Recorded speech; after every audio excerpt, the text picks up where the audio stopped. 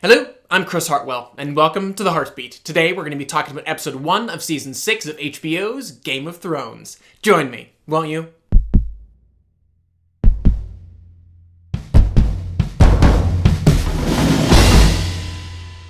And Game of Thrones is back. Finally! Yes, there are a lot of amazing things about limiting a television season to 10 episodes like Game of Thrones. Higher production value, less filler episodes, more bang for your buck, better VFX, etc, etc. But having to wait 10 months between seasons?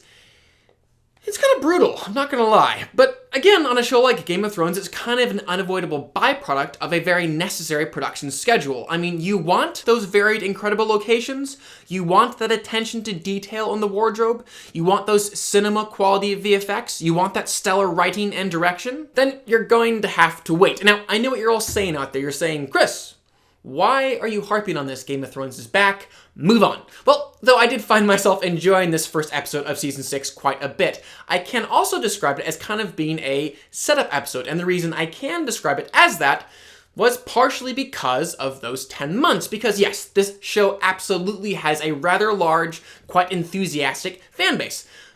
But not all of them, like me, are mega nerds and probably have done and thought about one or two things since last June when season 5 ended. And this show being as absurdly complex in a very good way as it is, more than a simple 5-second or 5-minute previously on Game of Thrones really was required to reorientate the viewers to what was happening, who was who, and where all this was going down. Which ultimately led to this episode, it being a 50-minute previously on Game of Thrones. Fortunately though, both the showrunners, David and DB, are very intelligent writers, constantly pushing themselves to find that balance between making a show for the casual viewer, as well as the mega-obsessed GOT fanboy or girl. Which A, meant we really only had, in my opinion, one scene that was completely expositional. It quite literally being, hey guys, remember Marjorie Tyrell? Well, here she is in prison, and oh, by the way, she's going to have a long road ahead of her this season. But B, it also meant this episode wasn't just about reestablishing the chessboard, reminding us where all the different pieces stood, but also what each of those individual pieces wanted, why they wanted it, and how that would kind of determine their steps going forwards this season. And speaking of reestablishing things, I have yet to, and I don't think I ever will, skip a single Game of Thrones opening title sequence. Because not only are the music and design super cool, but the sequence also acts as a paradigm for this entire episode. Each week reminding me where all the characters are in relation to one another, but also potentially teasing me any new places that we might be journeying to. It really isn't so different to having the map on the front of my Game of Thrones or Lord of the Rings novel that I'm able to reference whenever I need to. But going back to how this episode kind of reestablished all these different characters' motivations, something else that it seemed particularly intent on doing was graying things up as much as possible, and that really has been this show's MO since day one, and was, for me anyways, one of the particularly successful elements of this episode. And what really did make it successful was just how patient these writers continue to be. Because though in the same way that those listening to Thorne's speech weren't suddenly swayed by his words, we the audience weren't asked to in one scene rally behind him. We were, however, like the men of the Night's Watch, invited to begin to seriously consider things from his point of view. The showrunners have even compared Thorne and his men to those who assassinated Julius Caesar, men who genuinely believed that what they were doing was for the good of Rome, or in the case of Game of Thrones, men who genuinely believed that what they were doing was for the good of the Night's Watch. And from that same motivation, the writers have even given us, in this episode, a couple of decently human moments with people as crazy as the Boltons, who they continue to kind of play a bit like the Malfoys from the Harry Potter series. Yes, you can absolutely hate Draco and Ramsay, but at the same time, you can't deny that their actions are absolutely a byproduct of fear and a desperation to prove themselves to their even more diabolical fathers. And I've just got to say, Sir Davos is kind of the bomb, and really did provide, along with a couple other moments, which I'll touch on in just a moment, a great example of what 5 seasons earns a television show. Because of our history with the character and our slow earned trust and respect of him, the writers didn't need scene after scene of characters running their mouths trying to convince one another, and by extension us, the audience, that Jon Snow is in fact truly, genuinely, actually dead. They just needed one line from Davos where he said, "I can't speak for the flame, but he's gone." and it's a done deal. And the second of those moments actually took place between Theon and Sansa as they embraced beneath that fallen tree in the snow. Because if you look at that moment externally and isolate it from the rest of the show, it really isn't anything to write home about. It's not that incredible. After all, in this episode and in this season, we'd really only seen these characters for no more than a minute just tramping through the snow. But because we had known all that had happened before and all that those characters had endured, the actors and the director were able to play that moment in a subtle wide shot while still knowing that it would carry so much weight and power. And actually, just to focus on Theon just for a moment, more than a lot of characters on the show, he really has kind of had a clear-cut, simple character arc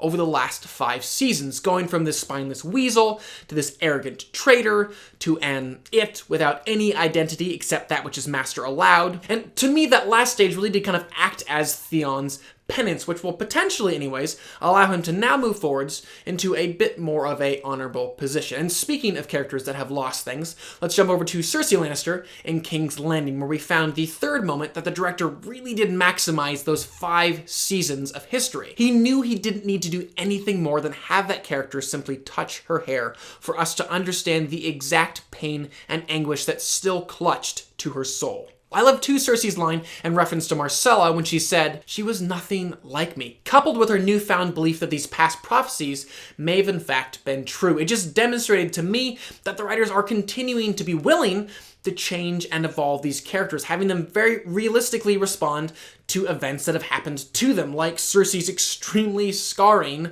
walk of shame. I will say, too, there is something that Game of Thrones has been known for pretty much from the first episode until now, that being these often frustratingly prolonged denials of certain payoffs, revelations, conflicts, and resolutions, which are then coupled with these completely unexpected left turns that advance the plot in an utterly different direction. And it has, more often than not, really produced a style of storytelling that has absolutely been one of the contributors to this show's mega success. But even more than providing that feeling of, ooh, I don't know what's going to happen next, and this is so thrilling, ooh, who's going to die next? What it really has done, even more than that, is provided an empathetic connection with these lead characters as they struggle through these seemingly random, unfair, unpredictable, and out of their control twists and turns. Because we experience that almost daily in real life. But something else that those frustratingly prolonged denials do lead to are these astoundingly satisfying moments where things do play out the way that we've always hoped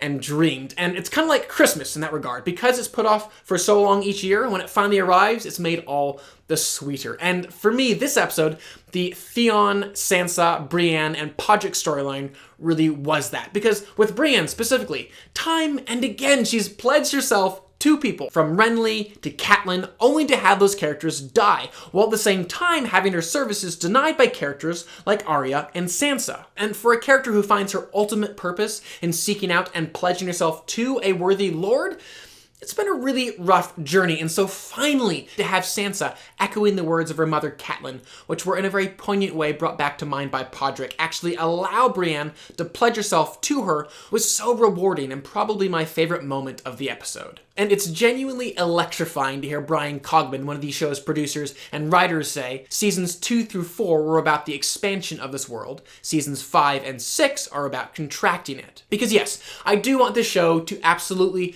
continue to surprise me and change directions in unexpected and exciting ways.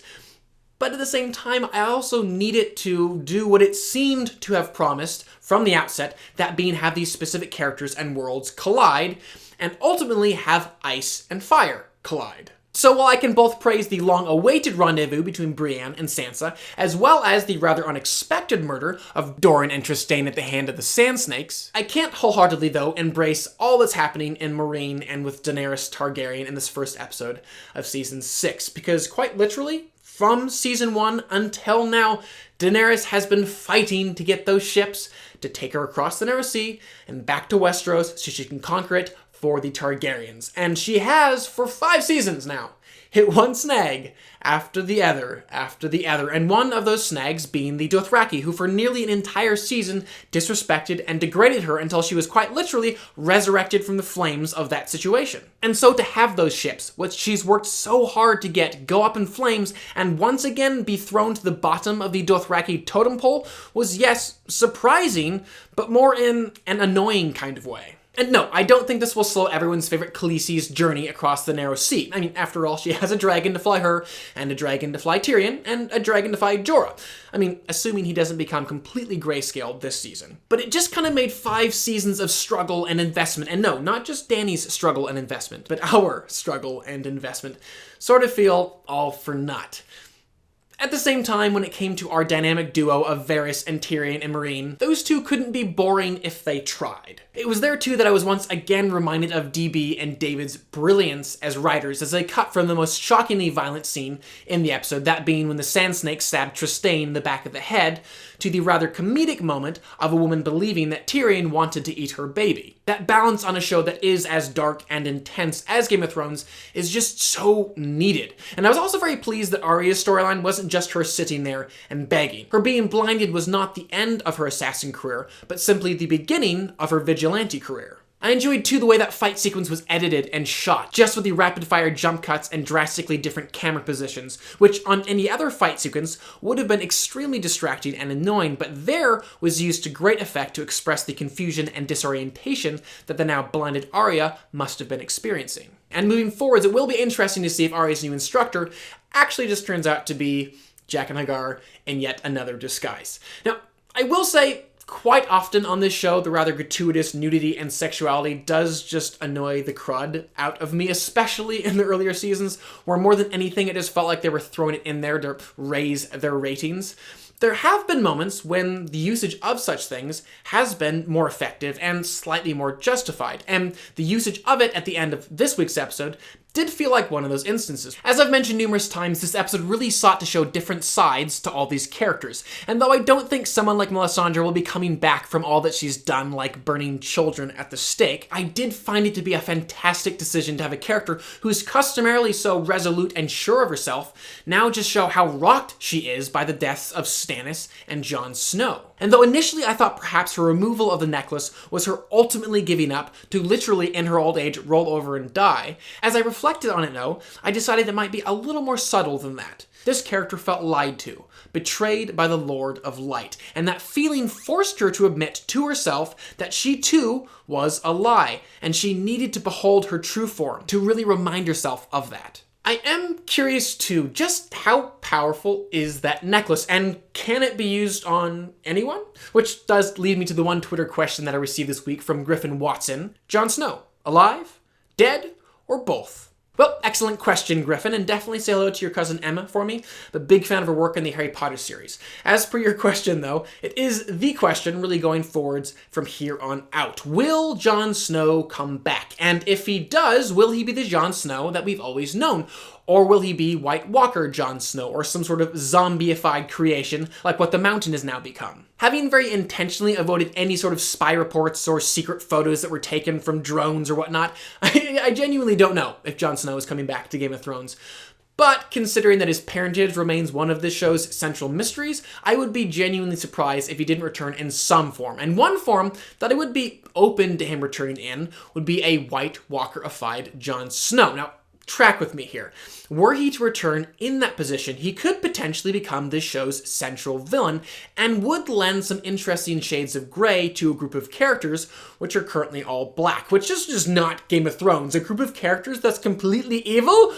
A thing unheard of. And just a heads up, my friends, I'm about ready to drop a few spoilers for Lost Season 6, so if you haven't seen that and don't want it spoiled, maybe fast forward just a minute or so. But it might be a very apt comparison to note that this is something that Damon Lindelof and Carlton Cuse attempted to do with John Locke in Season 6 of Lost, which did in some ways lead to some interesting dynamics as it put on the villain a familiar face, one that we had grown to care about, and consequently one that we weren't sure if we should or shouldn't trust. But, like John Locke returning as a smoke monster, Jon Snow returning as a zombieified White Walker would only be partially satisfying, as in my opinion, Jon Snow, the real Jon Snow, still has more to say and do, like he himself discovering and acting upon who his mother was. And like I mentioned earlier, the show really does like to go the unpredictable route, so how cool would it be as if the Night Watch went to burn Jon Snow's body like they customarily do at the Wall to ensure that he doesn't return as a zombie, only to have him rise from the ashes, revealing his Targaryen lineage all in one fell swoop. So, All in all, I really did enjoy this first episode of Season 6 of Game of Thrones. I thought David and DB did a pretty solid job, most of the time succeeding in weaving together all these disparate storylines, even though the technique they use is a pretty simple one, wherein they have a character like Jorah, for example, talk about Dany, and then cut to Dany. Simply for me, the writers and directors have never quite found the same sort of great visual congealer that they found in the comment from the Season 2 premiere. Without a word, and with one simple iconic image, we knew that all these distinct characters were beneath the same heavens and walked the same earth. So that about does it for this week's review of Game of Thrones. I would still love to interact with you guys a bit more, so definitely hop on over to Twitter and follow me there. I'll leave a link for that below. And then go ahead and tweet out your comments, questions, or predictions, hashtagging all of them the Heartbeat, and each week I'll do my best to answer a few of them right here on the show. Also, definitely comment below. Let me know what you guys thought of this episode. Did you love it? Did you hate it? What are you looking forward to most this season on Game of Thrones? Comment below and let me know. Also, please do subscribe. I'm going to continue to review films and television on this channel, and I would love for you all to stay up to date on all of those things. But for now, I'm Chris Hartwell. This is The Heartbeat. Thank you for joining me.